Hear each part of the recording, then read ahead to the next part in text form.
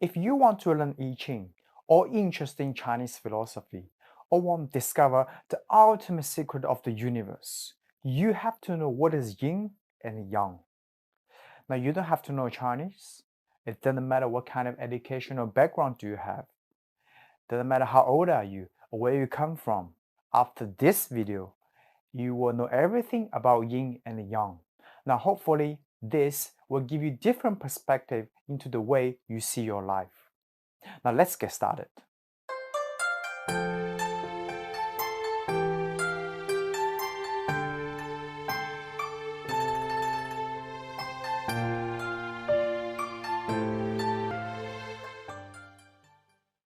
Let's start with something simple. Yin and Yang, they are not nouns, they are adjectives. They are not words to identify things, but to describe. If I have an apple here, I want to describe its color. From this angle, I can say it's red. But if I turn around to here, I can say it's yellow. And if I point where the red and the yellow merges, I also can say it's pink. Now, just for apple itself, I already can use more than two colors to describe it. Now imagine, if I allow you to just describe the whole world into two categories, which is Yin and Yang, how impossible just for anyone to write it down into a piece of paper about everything. But here are some very important features which I think you should remember. Take a look.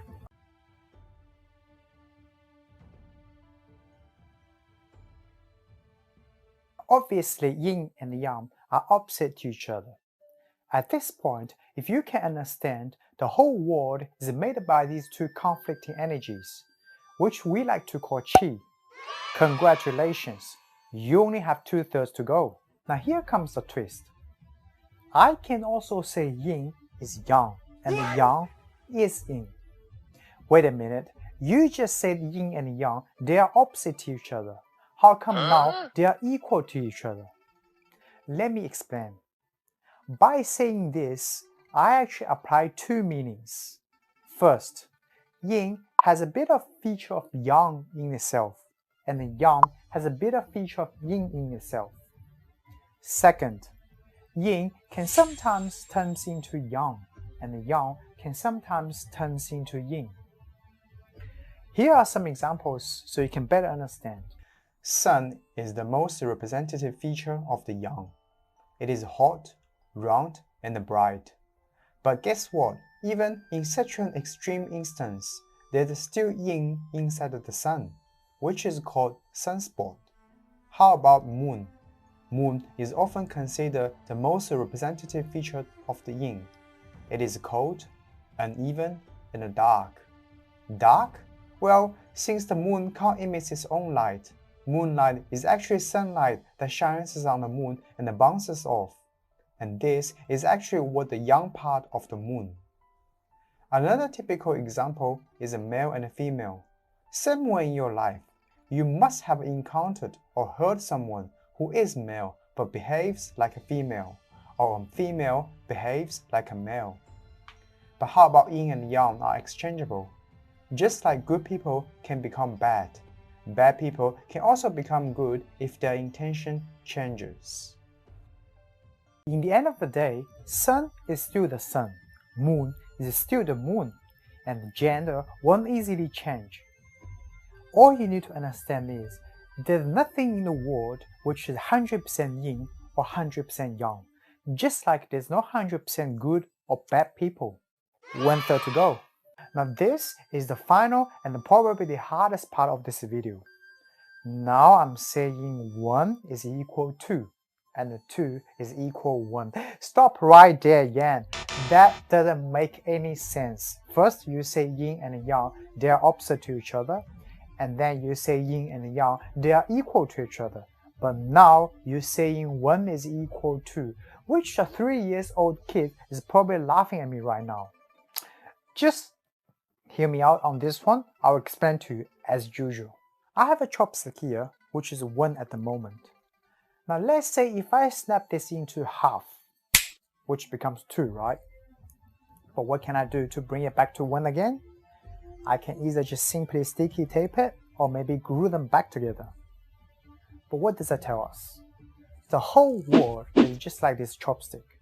When I snap this into half, this means the whole world is made up by two energies, which is yin and yang. So let's say this bit is yang. If I want to snap this into half again, it will just become another yin and a yang. So you can do as many times as you want. In the end of the day, as long as this comes from the same original chopstick, you can always bring them back together if you're willing to. You just have to find the right way. Yin and yang are just like two sides of the coin. When you go to shop and buy things, can you just tell the cashier, can I pay these things just by one side of my coin? In order to feel better, there must be something worse happening at first place. There will always be bad people existing in this world as long as we start to labeling the good people. Yin and Yang always exist in opposite form but also unite as one. The whole universe comes from Big Bang. I'm not talking about human beings, but everything else in the universe is in completely order and balance.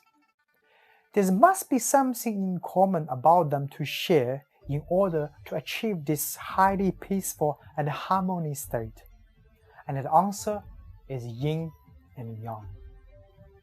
That's it, well done. I'm glad you finished this video.